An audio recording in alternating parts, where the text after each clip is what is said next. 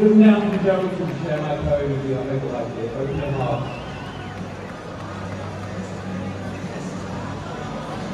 The global conductor taps their baton. The sopranos clear their throats. The televised tuning forks ring out loud with deep, resounding notes. broadcasting town criers, media circus, singing choirs, drumming up the news, hour after hour after hour. Hum notes played out of key, a virtual music hall filled with consternation, an unseen danger becomes present in the room the audience is bringing to agitation. It's an orchestra of lies. Respectable on the face, but some things are very suspicious. Context consistently misplaced, while a symphony appears written to trigger innocent hearts and minds captured. Captivating compliance conditions that follow without question, hard to swallow pills that force down daily, giving increasingly painful indigestion. Methodically designed by duplicitous architects behind the scenes who manipulate our primal needs to be safe and to protect. The Stockholm effect is now in full effect, and despite the growing casualties, so many still want to reject the uncomfortable truths of this very disturbing subject.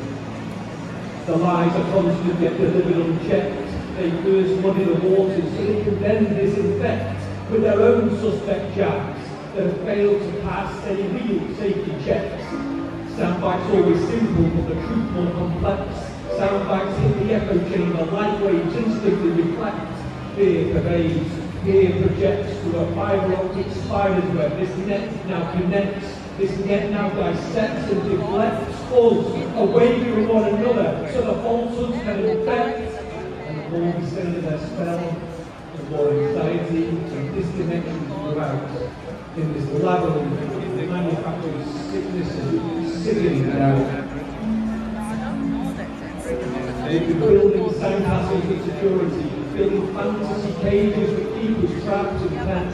We spend our entire lives paying for comfort, not knowing that it's with our own lives that we spend our time waiting for death, trapped inside this ever-shrinking seclusion. Fear is the virus and deadly the illusion. Rather than taking a step into the mysterious unknown, we hide behind a mask, staying socially distant, at home, alone, wasting away, waiting for the next tragedy to give us an identity, reduced to a hollowed-out shell, mindlessly repeating whatever they may say.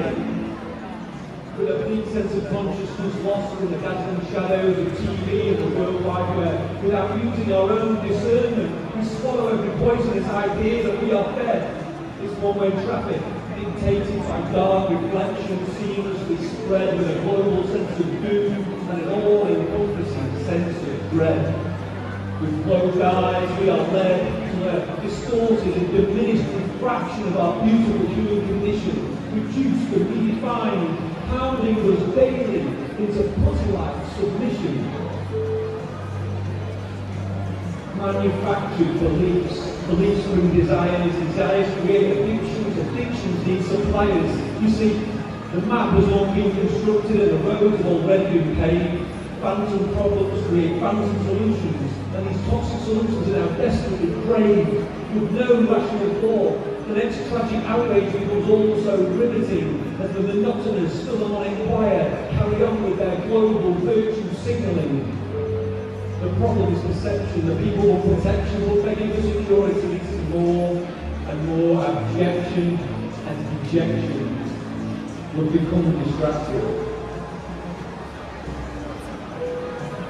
The global conductor keeps tapping their baton, and the drummers keep drumming their drums. If we stay listening to this same broken song, we can only imagine the devastating sadness to come.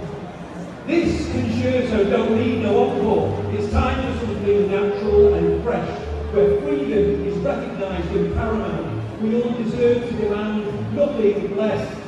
Enough is enough. We stand in unity and with dignity, celebrating the human experience. Our connection with each other is liberty. The future is written. We just need to choose it. Together, united, we can all face it.